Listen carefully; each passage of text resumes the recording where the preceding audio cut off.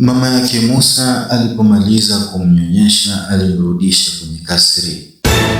Musa akakulia katika kasri ya mfalme Firaun kama vile watoto wa kifalme wanavyokuwa. Na hivi ndivyo mapenzi ya kupenda wafalme na matajiri yaliondoka moyoni kwa Musa.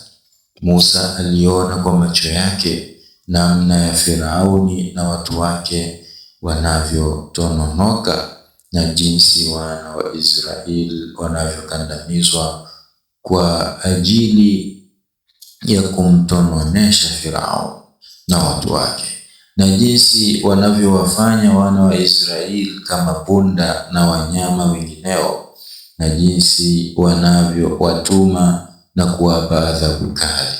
Musa alikuwa akiyaona hayo asubuhi na jioni na hukaa kimya, lakini yote hayo yalikuwa yakimuudhi. Na kwa nini kusimuudhi kudhalilishwa kwa watu wake na ukoo wake? Nao ni watoto wa mitume na ni watukufu. Ni kosa la wana wa Israeli kwa sababu wao sio Wakipti, kwa sababu wao wanatoka Kanaani. Hili sio kosa kabisa, sio kosa. Miaka ikaenda. Musa alipokuwa kijana mwenye nguvu, Mwenyezi Mungu alimpa hikma na elimu.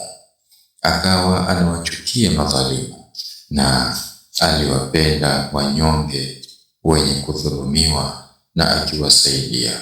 Na hivi ndivyo kila nabii anavyokuwa. Siku moja Musa aliingia katika mji wa Firaun, watu wakiwa wako katika mapumziko mbalimbali na shughuli mbalimbali. Aliwakuta watu wawili wakipigana, mmoja katika wana wa Israeli na mwingine katika Wakipti ambao ni maadui wa wana wa Israeli. Yule Mwisraeli alipiga kelele kumuita Musa ili amwokoe, na akamshtakia uovu wa yule Mkipti. Musa alikasirika, akampiga yule Mkipti, na pigo lile likamuua.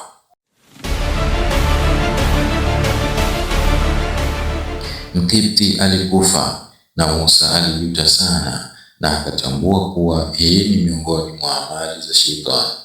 Musa alitubu na kurudi kwa Mola wake, na hivi ndivyo wafanyavyo mitume. Akasema, hii ni miongoni mwa matendo ya Shetani. Hakika Shetani ni adui mwenye kupoteza aliye wazi kabisa. Mwenyezi Mungu akamsamehe Musa kwa sababu hakukusudia kumuua Mkipti, lakini amempiga na pigo lile likamuua.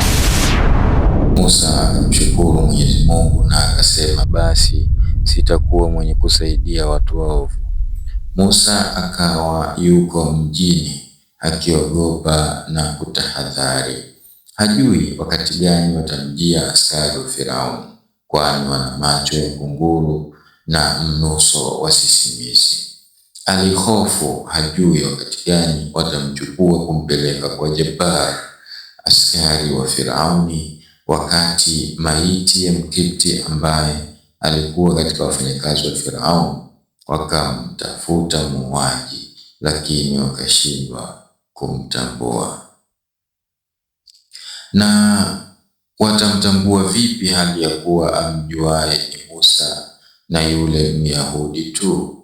Habari hiyo ikawa ndiyo mazungumzo ya watu, na wakashughulika sana kumtafuta muuaji wasipate. Kushindwa kwa askari wake kumpata muuaji huyo kulimkasirisha sana Firaun, na akawaambia askari wake, lazima niletee muuaji huyo. Siku ya pili Musa alimkuta tena yule jamaa yake anapigana na Mkipti mwingine. Yule jamaa yake Nabii Musa hakumstahi Nabii Musa, bali alimwomba tena amnusuru na mara hii. Lakini Nabii Musa alimwambia yule jamaa yake, na wewe kila siku huishi ugomvi na watu, halafu mimi bado niendelee kukusaidia tu? Bila shaka wewe ni mpotofu dhahiri.